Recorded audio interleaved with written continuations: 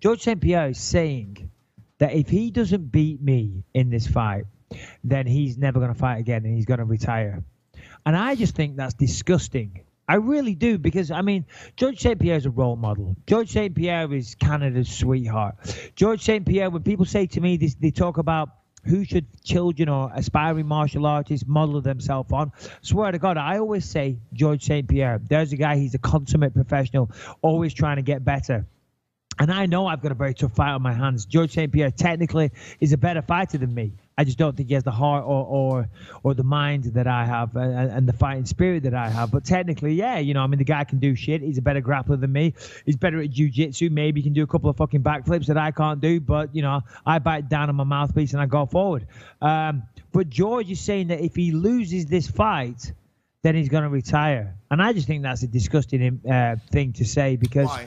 You know, surely it's, you know, I mean, the old expression is, if at first you don't succeed, try again. And I got #1 contender matchups and I failed and I lost those fights and I built myself back up and I did it again. And I got to the top of the mountain 3 times and I failed every time. But I kept trying. I wouldn't be denied, you know. The message that you put out there isn't if at first you don't succeed, throw all your toys out of the pram and go and sulk in the corner and never do it again. Right. You know what I mean? He should say, I'm coming out of retirement and I want to be that champion. And yeah, okay, I think I'm going to beat Bisping. But if I don't, hey, I'm coming out of retirement to be the champion again. If I don't beat Bisping, I'm going to build myself back up and do it again. So he's coming out here. He thinks he can beat me, and he's actually going to retire again if he doesn't win. So, you know. Do you think there's your guy, Canada. There's your guy. Do you all 37 million of you Ice Queens? Do you? 57 million. I thought it's. Oh, I'm sorry. Is it 57 million in? No, 53 million in England. It's about 60, I think, these days. I know you know more. All right, go on. Question was.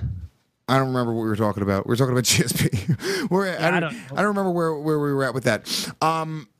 Okay, right, about GSP retiring, about if he did it. Now, like, here's the thing, you know, I don't know, like, for something, I think GSP is coming back to kind of make a statement. I don't know, like, do you find it kind of telling that he has that attitude? Do you think that is telling that he's going to lose this fight, that he's not coming back to kind of test himself, he's coming back to almost just get a title and make a run or solidify his legacy? No, I understand what he's saying. What he's saying is, I've got no interest in coming back and being a mediocre mid-card, whatever it is, fighter on the roster. If I'm coming back, I want to be the champion.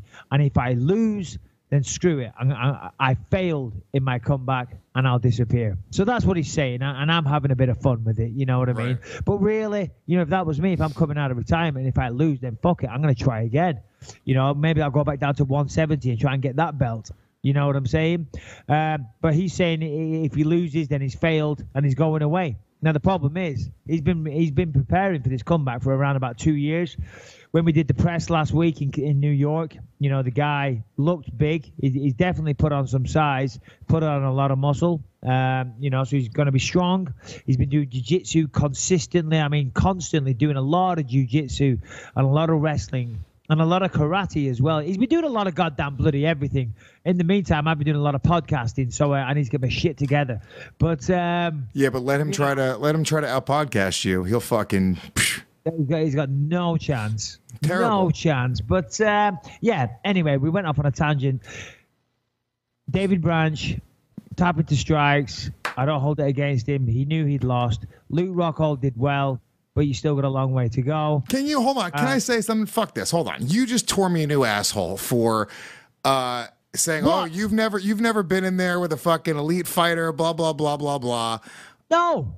Yeah. I haven't. No. Well, first of all, I did grapple Mickey Gall at the Creek in the Cave. Yeah, I was just gonna say, don't bring up that Mickey Gall shit. I like Mickey Gall, but you know, and he's fighting pretty fast. He's fighting November 4th with you.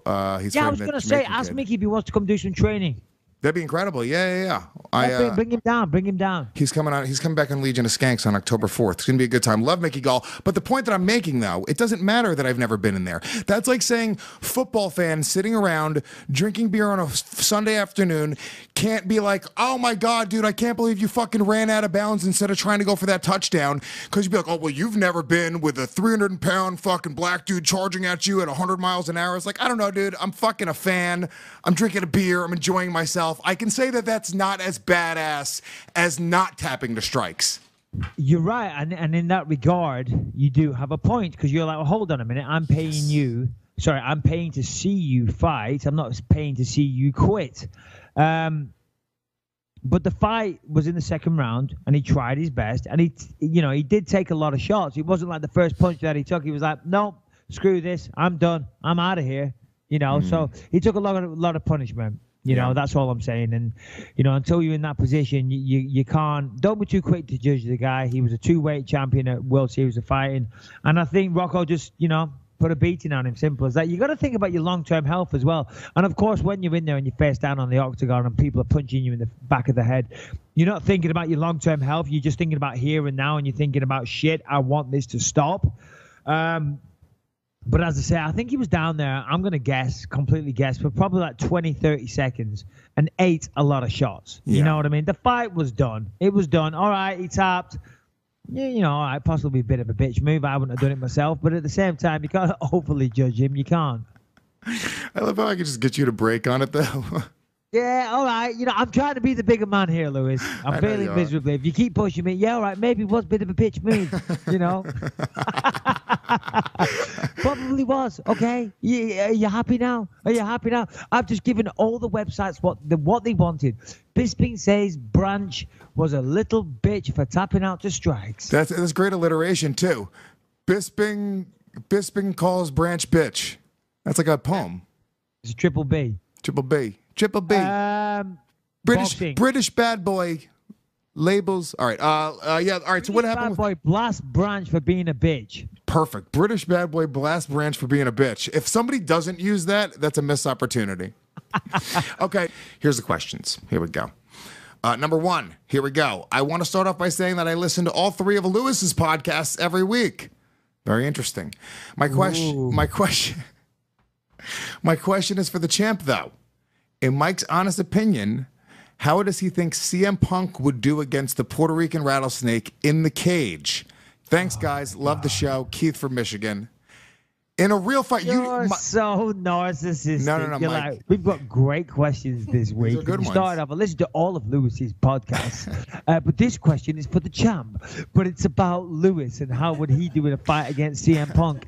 No, let me ask you. Can I set up something? I'm going to try and answer this with a straight face. Can I say something first, though? Please. Let's say, and I really mean this, you give me a 6-month training camp with you put together the team, okay? So I come in with Perillo. You've seen my size. You've seen my power. Last week on the show, I threw a fucking nasty jab at Ralph Sutton, okay? Hit him in the shoulder. I've got no real fight experience, but I'm big. Your power. You've seen my power, though, and you know that I got fucking heart. I have determination. You know that I got a good brain on me. So you've got the raw ingredients required. 6 months of training camp. You get to fucking train me. You get to put together whatever team you want. We have all the resources afforded to us. How do I do against CM Punk after what you've seen of him? I'll be honest.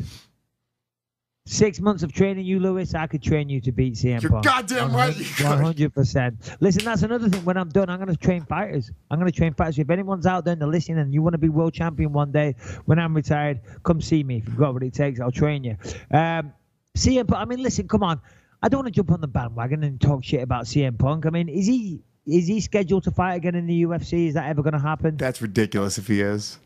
Yeah, because, listen, God bless him. He came from wrestling. He had a big following. I don't watch wrestling, so I didn't know who CM Punk was, but I didn't know what all the hype was about. But he came over and it didn't go well. It was Mickey Gall, right? Was it Mickey Gall? Yeah, it was Mickey. Yeah, Mickey destroyed him. Yeah, that's right. So, yeah.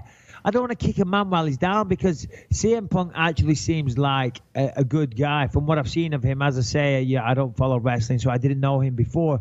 But the way he carried himself and things he said, he seemed like a nice, respectable person. And I think people look at it from the outside and they kind of underestimate what goes into MMA. So I don't want to talk shit, but of course I got to go with my boy, the Puerto Rican rattlesnake, and especially if I was going to train you for 6 months, boom. That's it, dude. That's all I need is 6 months. It's over. Look, I get it. Also, you see what other people don't see. You've hung out with me. You see the type of power and the type of machismo that I have. The power, the athleticism, the instincts, the reflexes. It's everybody. It's a sight to behold. Like an alpha male thing too. Like when you're gonna look. I'm constantly in all of this. I'm like, I look at you and I think, man, one day. I know. Look, I know. I don't want to say it because you're the champ, but we'll you, Ralph Harrington, you're fucking specimens, man. Yeah, well, now I feel like you're being an asshole. Specimens. Because now you're throwing me in the same category as those guys. What kind of specimens remains to be seen? All right, second.